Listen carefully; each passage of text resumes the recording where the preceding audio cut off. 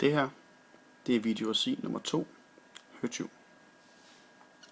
Han er en beskadiget vare, en fedladen hare, en skildpadde, der har gemt sig i sit skjold og har glemt, hvordan man boller. Egentlig ikke, men sådan virker det bare.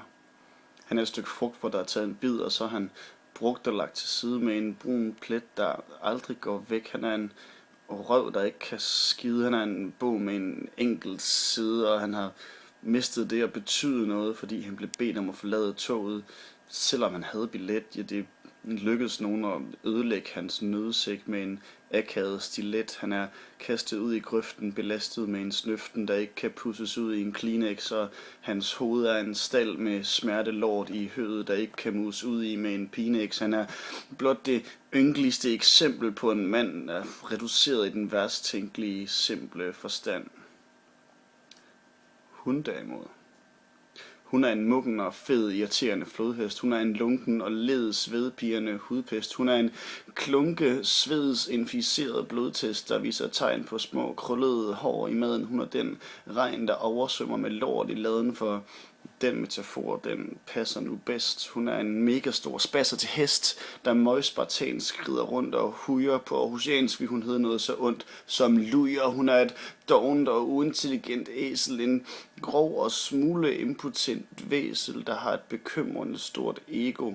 Så når hun sidder og bygger med Lego, laver hun et fæsesfængsel og tager altid de bedste klodser med det samme, så hun har dem helt for sig selv. Så er der kun 1'er og 2'er tilbage til ham, så han ikke kan opbygge hestenosser, hvilket ellers vil være en ret stor hjælp til at komme videre til knap så firkantede tider. Hun er en skov, man ikke kan se for bare træer. Hun er et stykke perfekt natur. Hun er den sidste rest af en skøn rigdom. Nej, hun er en svine og krassende kønssygdom, der så noget så godt som 6 retur og sørger for, at der er intet i hans dingleværk, der duer. Hun er et stykke stinkende gorgonzola, et tykt skinke robbensknob, der bare opfører sig alt for stramt. Hun er den umulige flue, der flyder rundt i en lunken cola, og hun er uduelig som en due, der æder paptallerkener ved en tombola. Hun er alt det her og meget mere til, men mest af alt er hun bare en høtyv, der har givet sit klare besøg med at stjæle hans mandighed og sætte ham midt i en vanvidstid, fordi hun lader laden brænde ned og efterlader ham med sved på panden, fordi hun er lad og led som bare fanden.